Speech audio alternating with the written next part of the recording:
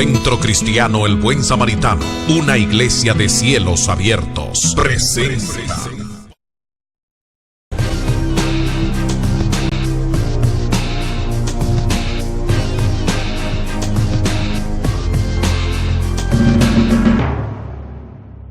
Bienvenidos a este tiempo desde el Centro Cristiano El Buen Samaritano. Un aplauso al Señor, los hermanos que están en la radio, los que están en la audiencia. Este es el primer servicio de este día. Amén. Vamos a la Biblia, 1 Tesalonicenses capítulo 5, versículos 11 y versículo 14. Estamos estudiando las cualidades de una iglesia sanadora. Si usted tiene una Biblia completa, venga con nosotros a Tesalonicenses, 1 Tesalonicenses capítulo 5, versículos 11, y después brincamos 12 y 13 y 14.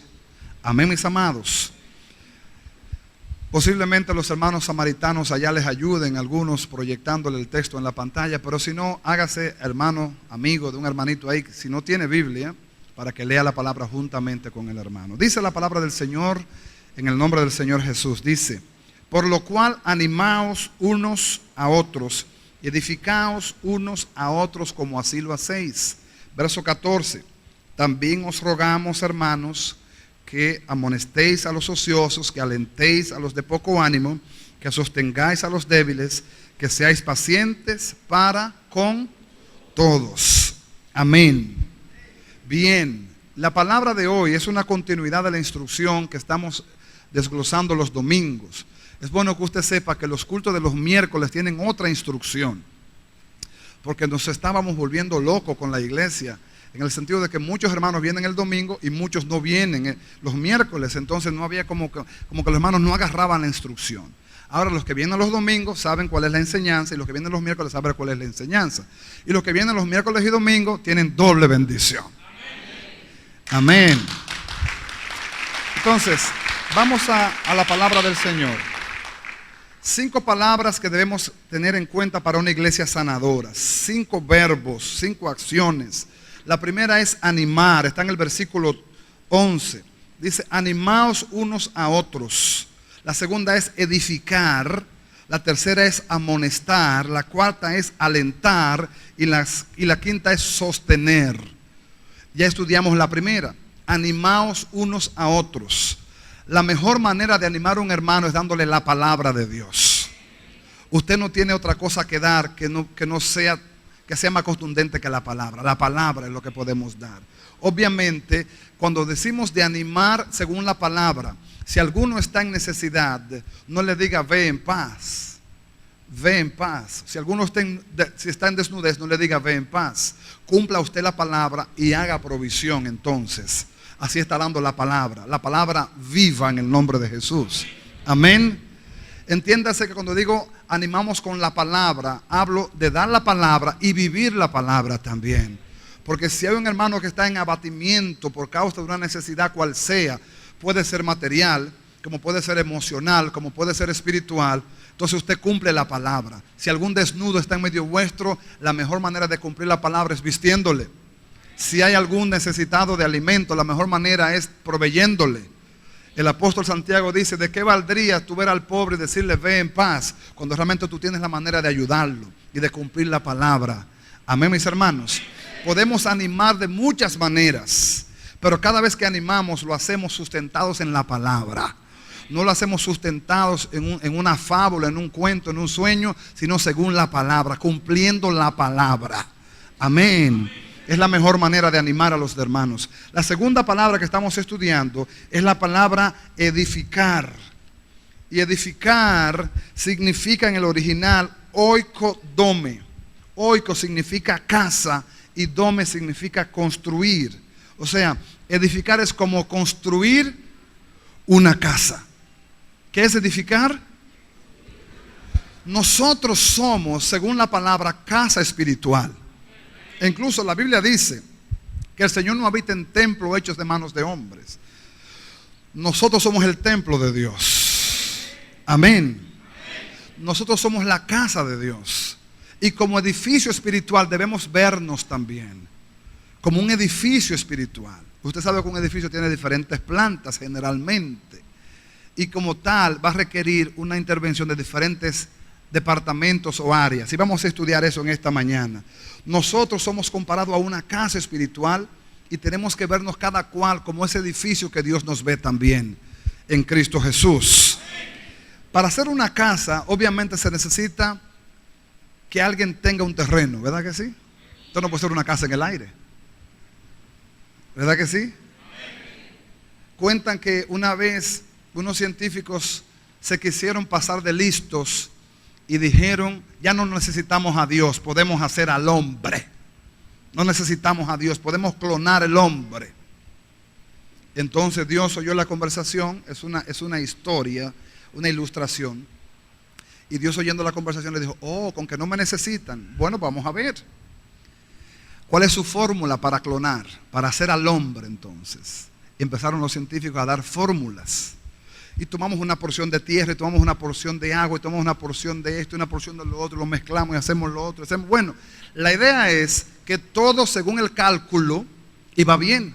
Hasta que Dios lo dejó que terminara y Dios le dijo, hay un problemita. Ajá, ¿cuál es el problemita? Sí, la tierra es mía. Si ustedes quieren, busquen su propia tierra. Hay otro problemita. ¿Cuál? El agua es mía también. Si ustedes quieren hacer al hombre, busquen su propia agua. Al final de cuentas de la conversación se dieron cuenta que sin Dios no podemos hacer nada. Esa es una conclusión bien sencilla para la vida. Sin Dios no podemos hacer nada. Amén. Nosotros somos casa espiritual. Se necesita un dueño de la casa, se necesita un arquitecto. En estos tiempos ya nadie construye sin arquitecto. Eso los maestros constructores han tenido que aprender a diseñar, aprender a hacer planitos y a leer planos. Aquí hay varios hermanos que son maestros constructores, pero aún siendo maestros constructores son peritos arquitectos, saben leer planos ya, saben hacer diseños, saben remodelar, porque los tiempos se han constituido así. Antes la gente construía lo que coja mi bon, como decíamos antes. Ahora no, ahora todo el mundo es con arquitecto. Un planito, todo, hay que presentar los planos y todas las cosas así. Pero no solamente un arquitecto, sino que se requiere muchas veces también de un ingeniero detrás. El arquitecto diseña, planifica todo, el ingeniero construye. Aunque en este país eso no siempre eso no se da. Aquí los ingenieros diseñan y construyen, y los arquitectos diseñan y construyen también. Hay países donde usted no puede hacer la función de otro. Yo estuve en Ecuador en una ocasión, y el pastor de la iglesia hermana en Ecuador es arquitecto. Y él es el que diseña y construye. Allá los arquitectos diseñan y construyen. Los ingenieros hacen solamente el cálculo estructural. Bueno, que es raro. Porque de donde yo vengo, el dueño de la tierra es arquitecto, ingeniero, electricista y plomero también. ¿Sí o no? Aquí los dueños, hasta la fábrica de blog la ponen también, para no comprar los blog a nadie. Somos así como edificio. Entonces yo meditaba en Dios. El Padre es el dueño del terreno. ¿Ya sabía que Él es el dueño del terreno? De Jehová es la tierra y su plenitud, el mundo y los que en él habitan. Jesús es el arquitecto del modelo de Dios. Jesús es el que tiene el modelo del plano. ¿Sí o no? ¿Sabe quién es el que busca obreros para la obra? El Espíritu Santo. Él es el que llama a los obreros y los busca y los convence y los trae al propósito. Amén. ¿Quiere leer conmigo la Biblia? Venga conmigo a 1 de Corintios capítulo 3 del 1 al 11. 1 de Corintios 3 del 1 al 11. La palabra del Señor, 1 de Corintios 3 del 1 al 11.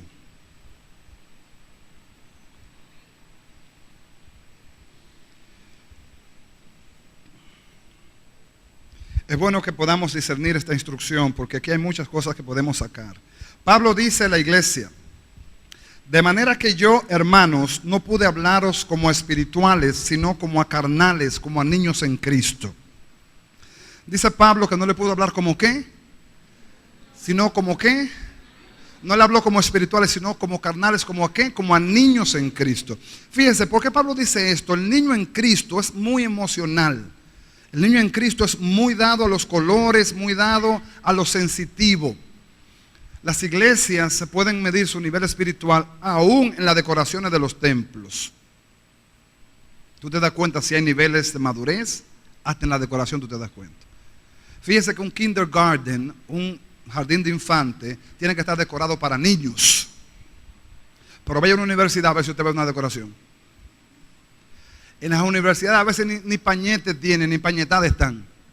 Hay salones de clase que son bloques rústicos y una pizarra antigua. Aquí, claro, hay lugares donde hay pizarras inteligentes, computarizadas y todo.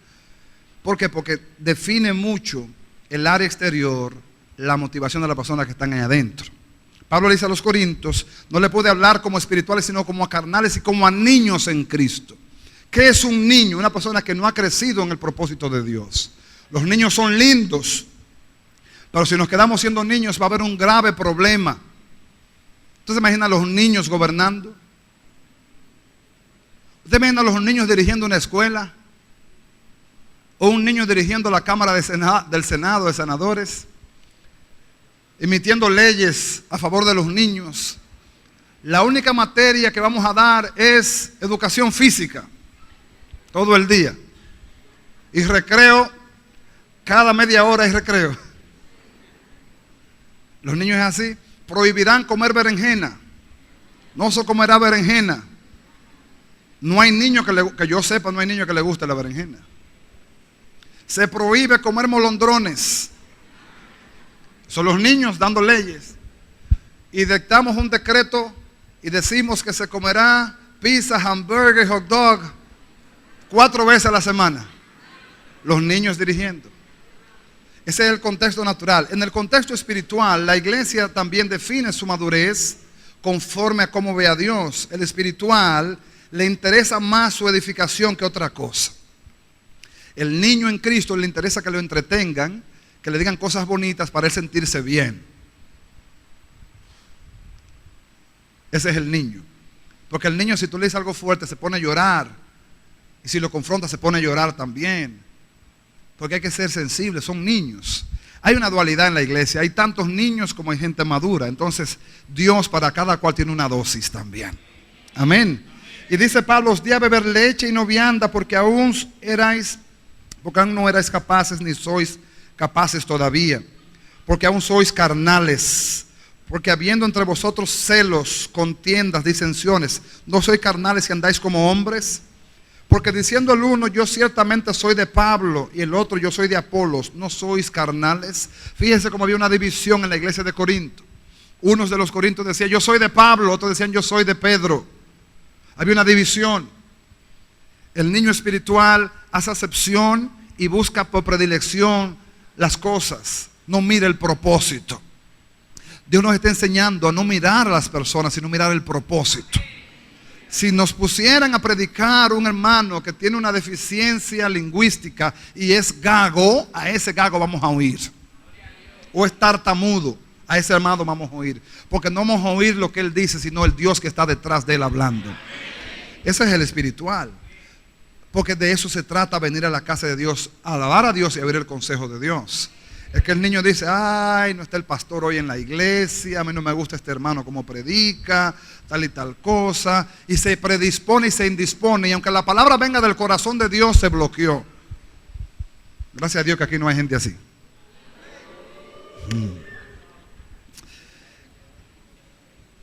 5. Dice Pablo, ¿qué pues es Pablo y qué es Apolo? Servidores por el medio de los cuales habéis creído, y según lo que a cada uno concedió el Señor. Pablo mismo dice, ¿qué pues es Pablo y qué es Apolos? Simplemente servidores. Y dice 6, yo planté, Apolo regó, pero el crecimiento lo ha dado Dios. ¿Quién es el que da crecimiento? ¿Quién es el que da crecimiento? Así que ni el que plantes algo, para que nadie se gloríe, ni el que riega, sino Dios que da el crecimiento. O sea, no es el que predica, no es el que adora, el que alaba, sino Dios. Si pensáramos así, nuestras motivaciones fueran muy altas y muy maduras, y escucharíamos a Dios aún en el silencio, porque no estamos mirando el instrumento, sino quien está detrás del instrumento. Usted nunca le da la gracia a un bisturí ni a una tijera. Usted le da la gracia al médico, porque el médico fue que usó el bisturí, usó la tijera. Así mismo es Dios. Pablo le dice a los corintios, ¿quién es Apolo y quién es Pablo? Nada.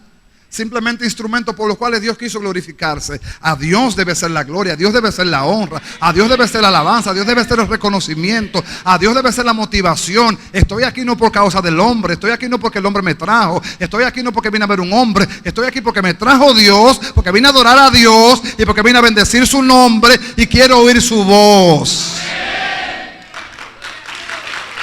Amén. Esa es mi motivación.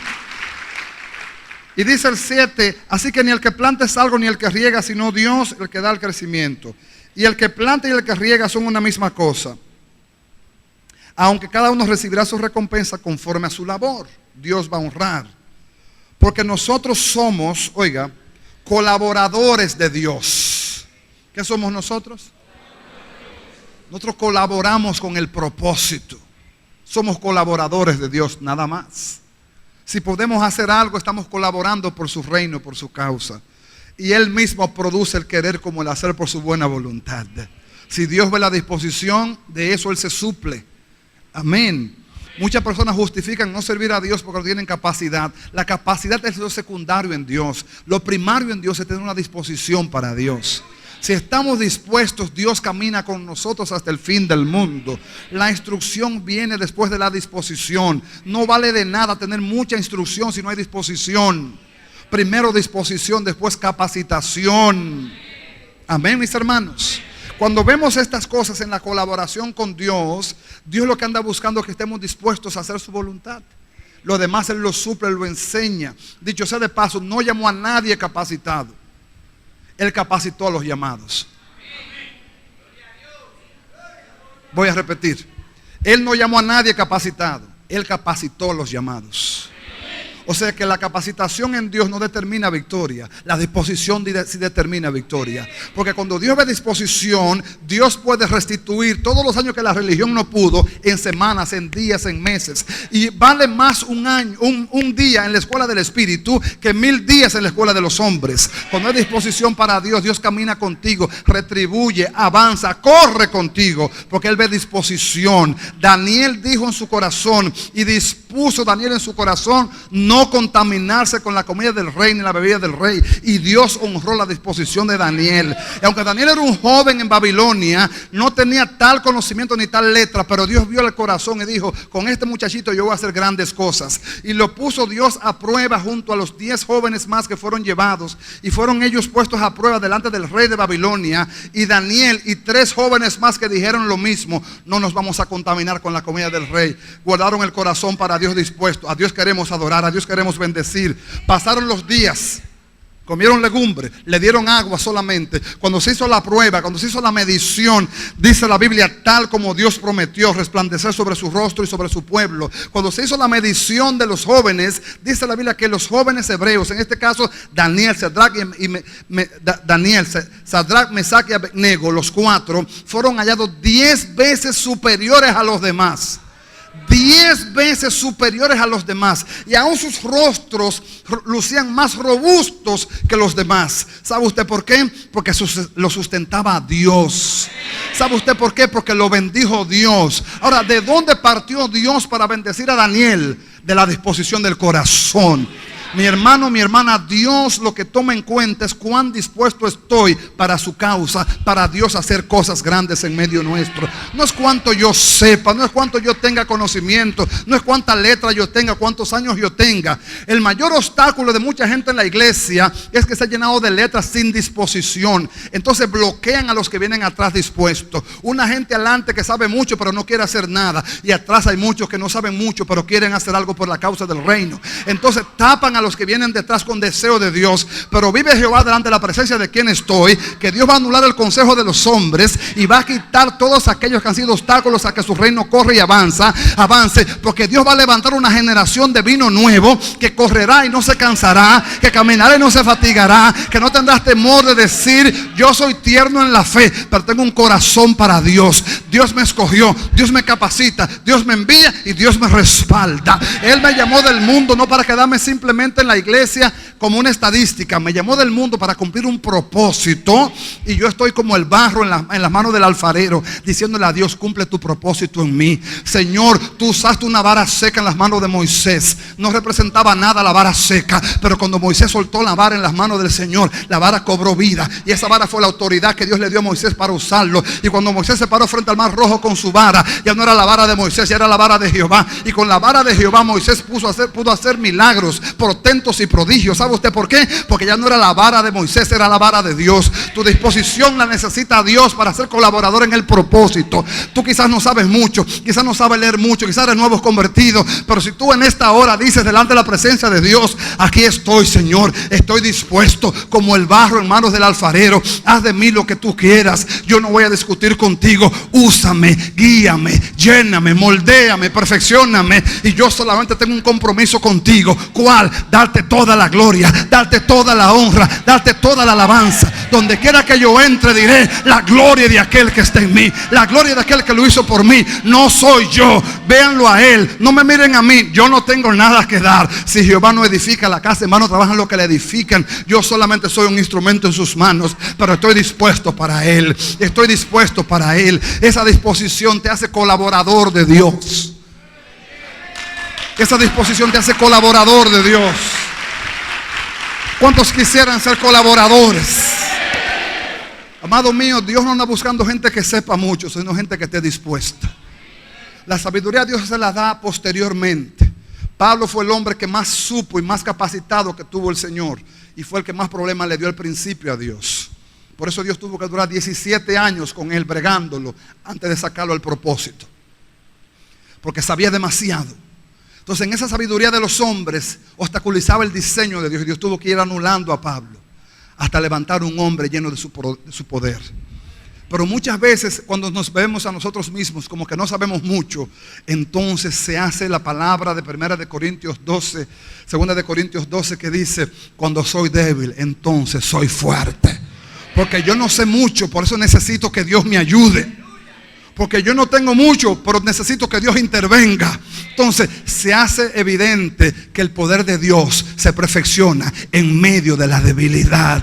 Se hace evidente que Dios está con nosotros. Porque así como cuando Pedro habló en Hechos 4 y en Hechos 5, el Sanedrín judío dijeron, los judíos dijeron, el concilio dijeron: estos hombres tienen testimonio de que anduvieron con él, porque los conocemos. Pedro, dicen algunos, que no sabía ni la O. Dicen que Pedro no tenía ningún tipo de conocimiento ni de letra. Pero cuando Pedro habló en Hechos 2, cuando Pedro habló en Hechos 3 y en Hechos 4 y en Hechos 5, el concilio tuvo que reconocer que ciertamente estos habían andado con Jesús, porque sabían que no tenía ningún tipo de letra. Pero Pedro no necesitaba tanto esa letra. Lo que Pedro necesitaba ya se lo había dado al Señor. ¿Qué le había dado? Un corazón dispuesto. Y Dios dijo: Pedrito, contigo yo haré grandes cosas. Y ese Pedrito, que fue rebelde, que fue sanguíneo, que fue fuerte de carácter, fue el instrumento que Dios empezó a romper, a usar para romper, a usar para romper, a usar para llevar la palabra con la autoridad de un hombre lleno del Espíritu Santo. Dios anda buscando gente dispuesta. Amén. Colaboradores de Dios. Dice el verso 9. Y dice: somos colaboradores de Dios y vosotros sois labranza de Dios. ¿Saben lo que dice? Otra versión dice: vosotros sois huerto de Dios. ¿Saben lo que es un huerto? ¿Cuántos saben lo que es un huerto? Una hortaliza que hay que trabajarla todos los días, que hay que cuidar la maleza todos los días, que hay que arrancar la hierbita todos los días, que hay que estar fumigando todos los días hasta que se logre la cosecha. Yo quiero decirte a ti que aunque tú no sientas a Dios, Dios está trabajando contigo. Que aunque tú no veas lo que Él está haciendo, Dios está trabajando contigo. Muchas veces Él trabaja a una velocidad tan rápida que tú no lo puedes ni sentir. Muchas veces Dios permite ciertas cosas que pasen para evidenciar lo que hay dentro de tu corazón.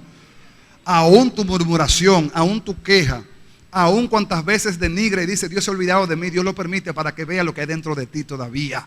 Él permite ciertas situaciones para sacar lo dañado, lo podrido de nosotros, para entonces seguir obrando. Que no lo sienta no significa que Él no está. Dios es más que un sentimiento, Él es una realidad. Él siempre está presente y se levanta tempranito. Es más, Dios no duerme, cuidando su hortaliza, cuidando su huerto.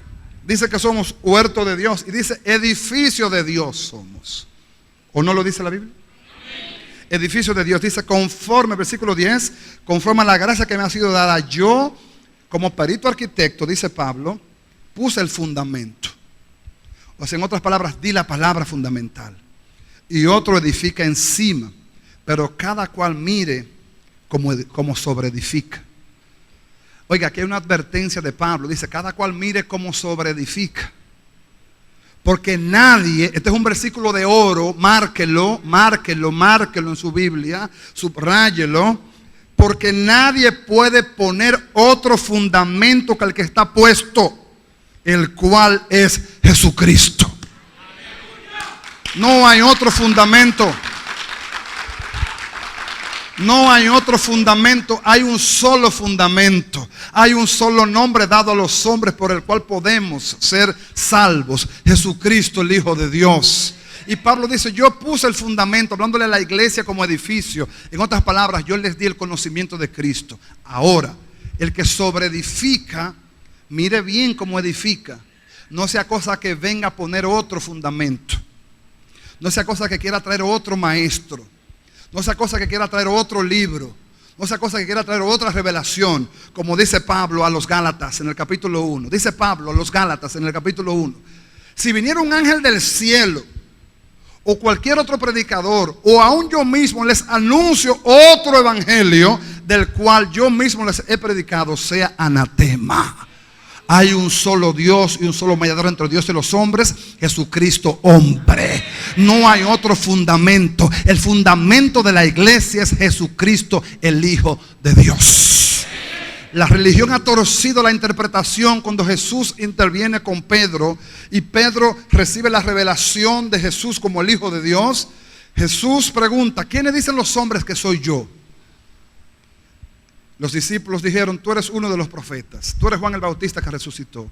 Y se levanta Pedro y Pedro dice, tú eres el Cristo, el Hijo del Dios viviente. Entonces Jesús mismo le dice, Pedro, eso no te lo reveló carne ni sangre. A Pedro se le reveló quién era Jesús como Señor y Salvador. Pero esa revelación no vino del hombre. Si Jehová no abre los ojos para Cristo, el hombre por más que intente ver no va a ver. ¿Usted puede entender eso? Cuando Pablo cae del caballo en Damasco, camino a Damasco, Pablo que decía que hacía intentos por ver y no podía ver. Hasta que vino Ananías y oró por Pablo y se cayeron sus escamas. Entonces Pablo vio. Nosotros en la religión todos hacíamos esfuerzo por ver a Dios, pero no podíamos ver a Dios. Hasta que vino el Señor y quitó las escamas. Y ahora podemos ver a cara descubierta que la salvación no es por obra, que la salvación no es por herencia, que la salvación no es por cultura, que la salvación es por gracia y por fe en Jesucristo. Se nos reveló que el único que fue a la cruz del Calvario es Cristo. No fue María, no fue José, no fue Andrés, no fue nadie, no fue la religión. El único que fue desnudo en la cruz por mí fue Jesús de Nazaret. A Él yo le daré la gloria porque Él fue que murió por mí. A Él yo le daré la alabanza porque Él fue que perdonó mis pecados. Amén. Y déjame decirte que Jesús, cuando le dice esto a Pedro, Pedro recibe la revelación de Cristo. Pedro tuvo un lugar de preeminencia entre los discípulos. Tuvo un lugar de preeminencia. Si usted recuerda Mateo 17, cuando Jesús va a la transfiguración, al monte. Jesús quizás sabía que se iba a transfigurar, pero los discípulos no. Mateo 17, Jesús entra en escena con sus tres mejores hombres. Pedro, ¿cuáles eran los tres? Jacobo y Juan. Y delante de los tres, Jesús es elevado a la dimensión que Él tiene en el cielo. Y sus vestiduras se constituyeron resplandecientes como el sol. Y fue elevado un poquito de la tierra. Y dice que descendió del cielo dos figuras visibles. Se pudieron conocer. Dice que descendió Moisés. ¿Y quién más? Y Elías. Porque Jesús es el cumplimiento. Diga conmigo, Jesús es el cumplimiento. ¿Qué pasó qué representa Moisés? Moisés representa la ley. Jesús es el cumplimiento de la ley. Él vino y cumplió la ley. Pero ¿qué representa Elías? Elías representa a los profetas. Jesús es el cumplimiento de los profetas. Y los dos vinieron a Él. Y hubo una reunión visible. Y los discípulos se quedaron anonadados. Pedro fue el primero que dijo, Señor, ¿Por qué no hacemos 3 ramadas? Una para ti, una para Moisés y otra para Elías. Nos quedamos aquí. Ahí dice que se fue la visión, porque Pedro habló como hombre en la impresión que tuvo. Y nunca la visión de Dios es para estancar. La visión de Dios es para expandir. ¿Para qué es la visión? Para expandir, no para estancar. Pedro le dice, quedémonos aquí. Y Jesús le dice, no, la visión no es para quedarnos aquí, la visión es para expandir el reino. Pero Pedro tenía una preeminencia. Entonces cuando Jesús le dice a Pedro, Simón, hijo de Jonás, o Cefas, le dice, hijo de Jonás, tú que tuviste la revelación de quién yo soy, sobre ti, Petrus, sobre ti, sobre esa revelación que has tenido, yo edificaré mi iglesia. La religión interpretó mal ese texto y ha dicho y ha creído que Jesús dijo que iba a edificar su iglesia sobre Pedro. Y de ahí viene el contexto, el concepto del papado, diciendo que Pedro fue el primer papa. Porque Jesús dijo que sobre ti, Pedro, yo edificaré mi iglesia. Jesús no dijo sobre ti, Pedro. Jesús dijo sobre la revelación que tú tuviste es que yo voy a edificar la iglesia. ¿Cuál fue la revelación que Pedro tuvo? Tú eres el Cristo, el Hijo del Dios viviente. En otras palabras, yo voy a edificar mi iglesia sobre mí mismo. Yo soy el fundamento. Yo soy sobre quien la iglesia va a reposar. No sobre ningún hombre. La religión lo torció, lo dañó desde el principio y todavía la religión sigue torcida, creyendo que hay un hombre en un lugar de la tierra que se llama Roma, que tiene el atributo de ser el único hombre con el cual Dios habla. Completamente falso. Y se le ha querido atribuir que es el vicario de Cristo. Completamente falso. Porque la palabra vicario significa sustituto. Y quien tomó el lugar de Cristo en la tierra se llama Espíritu Santo.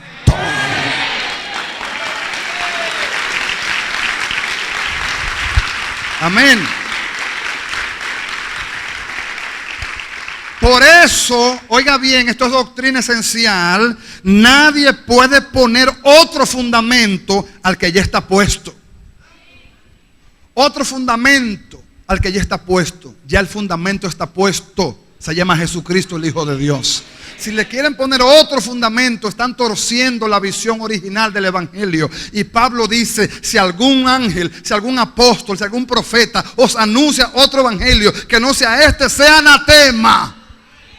Sea maldito, en otras palabras, porque hay un solo Dios y un solo mediador entre Dios y los hombres, Jesucristo hombre. No crea que hay otros. Hay uno. Cambió la historia, cambió los tiempos. Y está preparando su iglesia para un encuentro de gloria otra vez.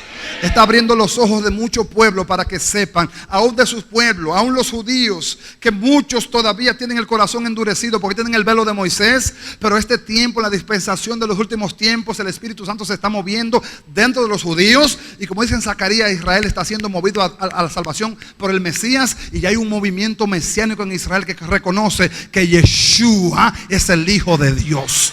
Ya ellos saben que no es un cuento, que no es un mito, que es verdad. Que ese que caminó por Jerusalén, por Judea y por Samaria, con un tono apacible, con una voz tierna, con una figura suave, con una figura pacífica, es el verdadero rey de Israel. Ya se le abrieron los ojos para entender que él no venía con ejército ni con caballerías, que su reino no era de este mundo, que su reino trascendía este mundo y por eso no necesitaba caballería ni necesitaba escudero, porque su reino es del cielo, su reino es celestial. Y por lo tanto ahora los ojos se están abriendo para ver. Cuando él hablaba del reino, cuando él hablaba de que yo soy el rey, cuando él hablaba de que era necesario que él padeciera, no entendían. Pero ya se están abriendo los ojos para ver. Y se están abriendo los ojos para entender que Jesucristo es el Señor, para la gloria del Dios Padre. No hay otro fundamento. El fundamento de la iglesia es Cristo. Si alguien pone otro fundamento, si alguien te alude y te quiere hacer creer que no, que también fulana o fulano, dígale, la Biblia dice anatemais. ¿Quiere leerlo conmigo entonces? Venga a Gálatas capítulo 1. Después vamos a leer en Timoteo. Gálatas capítulo 1.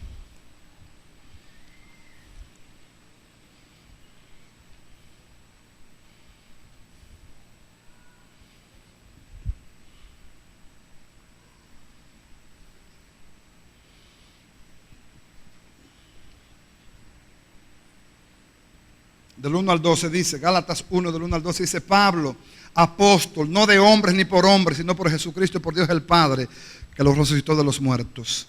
A todos los hermanos que están conmigo a las iglesias, ¿de dónde?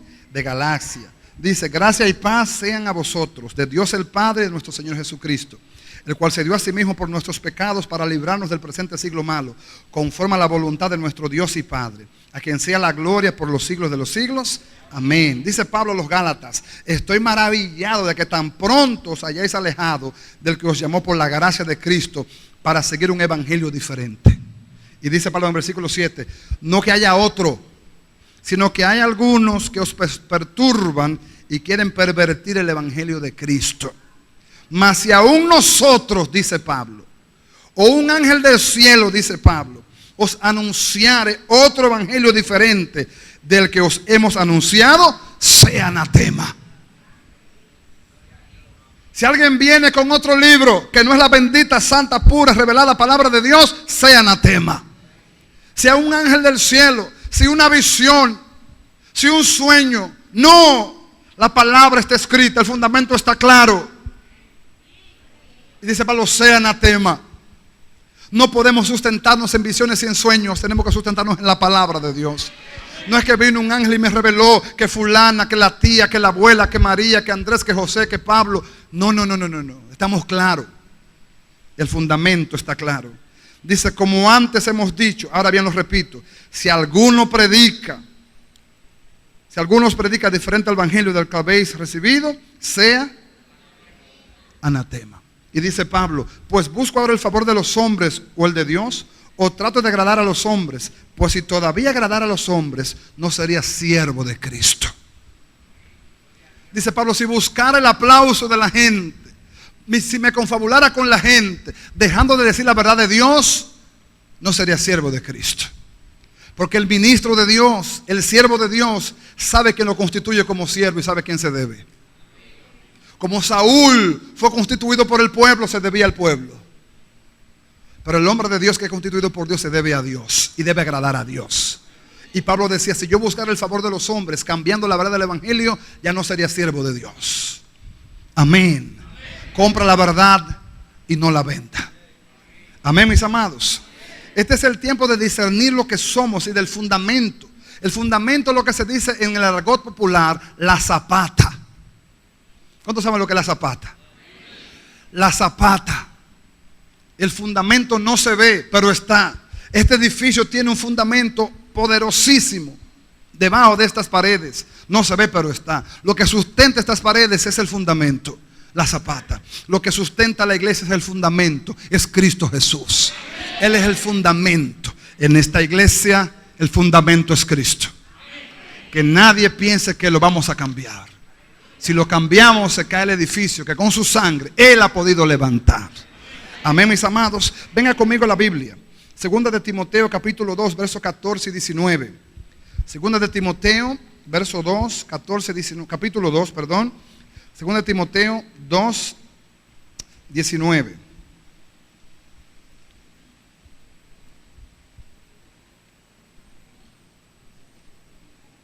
Segunda de Timoteo 2, del 14 al 19. Segunda de Timoteo 2, del 14 al 19.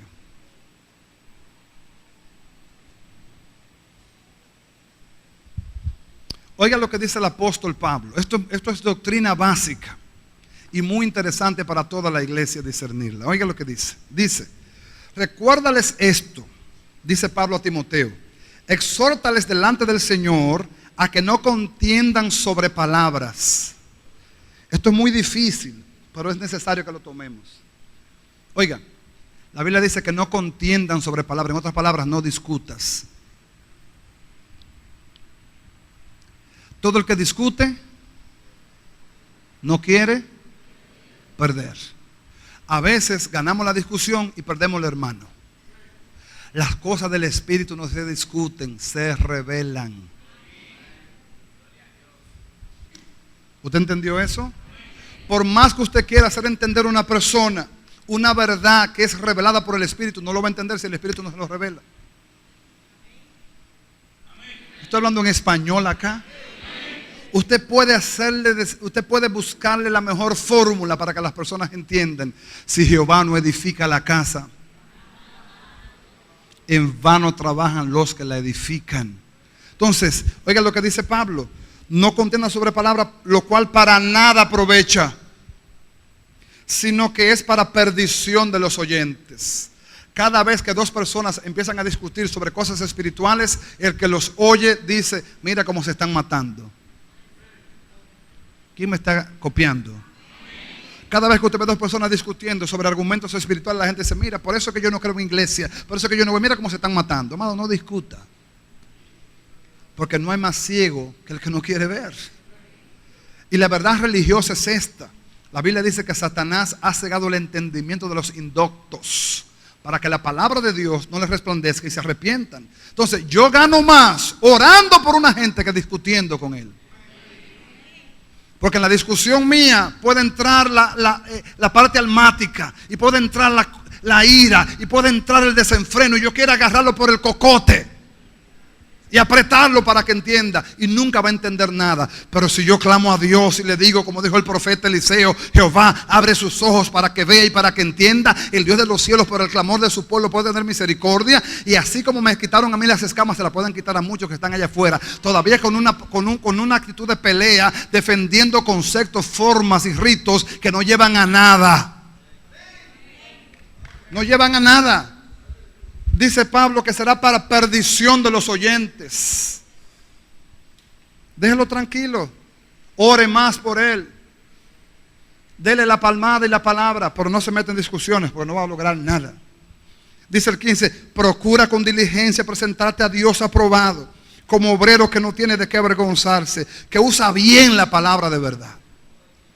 Mas evita profanas y vanas palabrerías, porque conducirán más y más a la impiedad. ¿Qué le dice Pablo a Timoteo?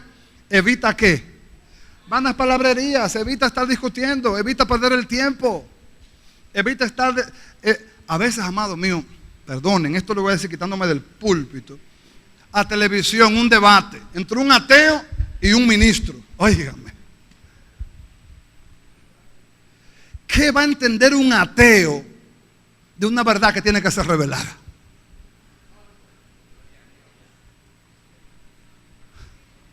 Si Pablo escribió legible, entendible, esto debe ser para nosotros.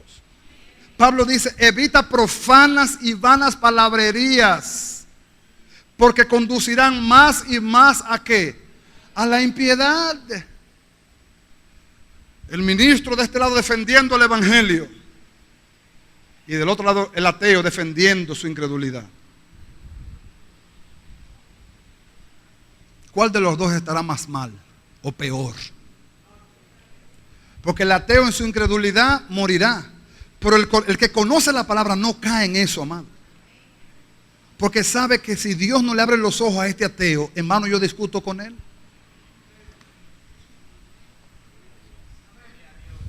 En vano yo discuto con él, porque no voy a lograr convencerlo con mis humanas palabrerías o argumentos. Vuelvo otra vez: si Jehová no edifica la casa, en vano trabajan los que la edifican. Y dice Pablo en el versículo 17: y su palabra carcomerá como gangrena, de los cuales son Himeneo y Fileto, que se desviaron de la verdad diciendo que la resurrección ya se efectuó, y trastornan la fe de algunos.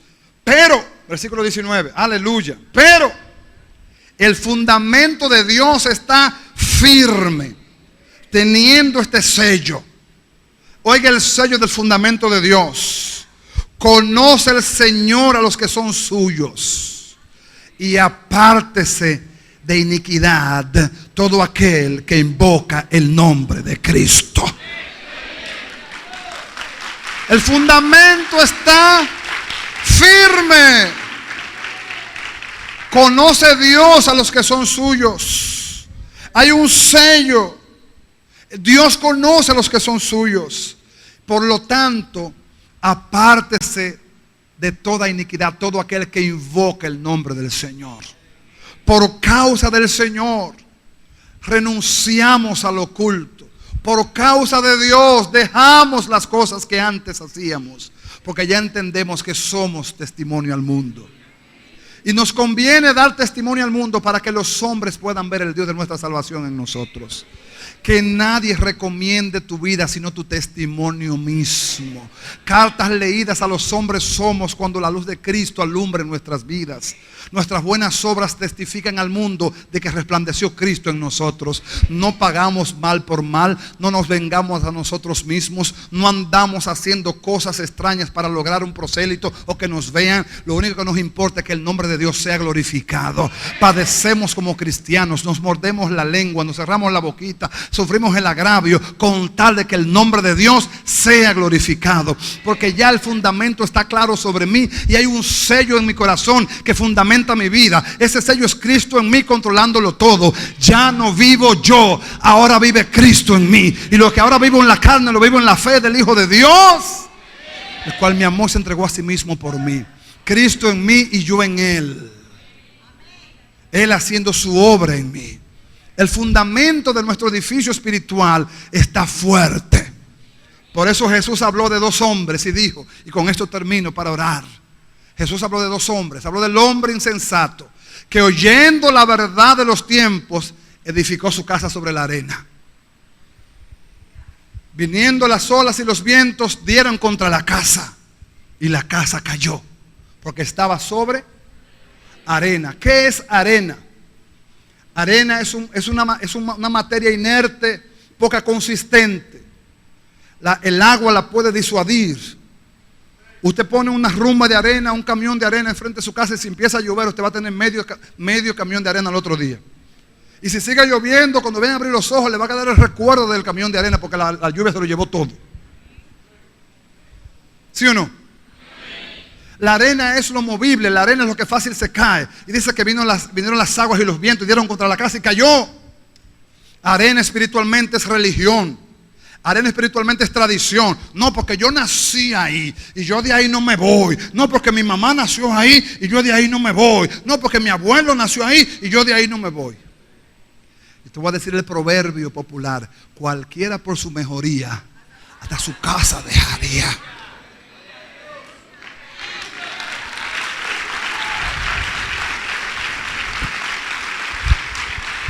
Y Jesús habló de otro hombre. Dijo, el otro hombre oyó y edificó su casa sobre la roca. Puso fundamento sobre roca. La roca era el fundamento. Y puso su casa sobre la roca. Y dice, igual que el primer hombre, vinieron las lluvias y los vientos y dieron ¡pum! Fuerte contra la casa. Pero la casa no cayó porque estaba fundamentada sobre la roca. Esa roca es Cristo, la roca inconmovible, la roca de los siglos. Pelearán contra ella y no la vencerán, chocarán y no la mudarán. Él permanece para siempre. Por eso cuando estamos en la roca, aunque venga la dificultad, aunque venga la persecución, aunque venga la crítica, aunque venga el engaño, aunque venga el desenfreno, el desencanto de cuantas cosas, nuestra casa no cae porque está sobre la roca. El fundamento de tu vida y la mía está firme. Tu edificio está seguro porque tiene un fundamento firme. Ahora, si el fundamento no está firme, esta es una hora para ponerse claro y decirle al Señor: Señor, yo no quiero estar fundamentando mi vida en arena.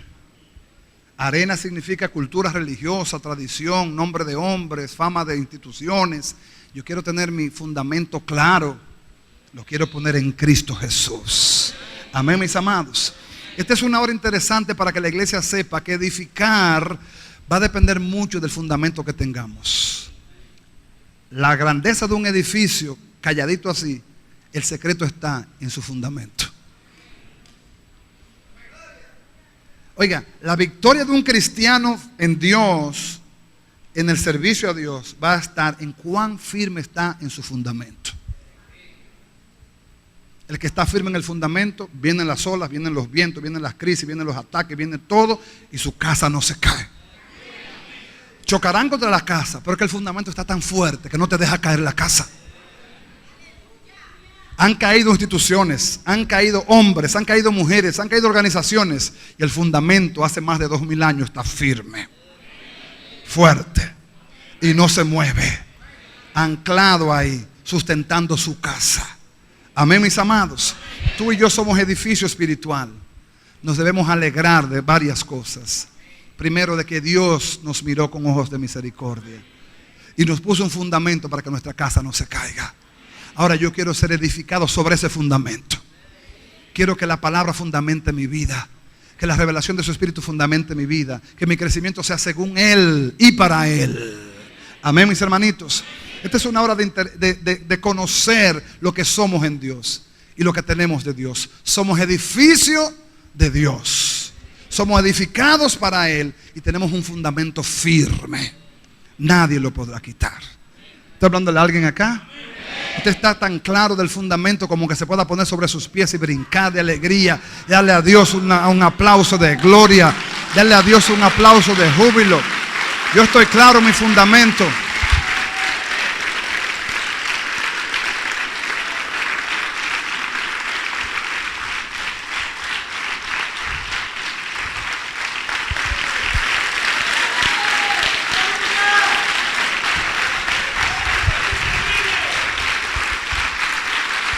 Amén. Fundamento está fuerte, firme, seguro, convencido, anclado. Oiga,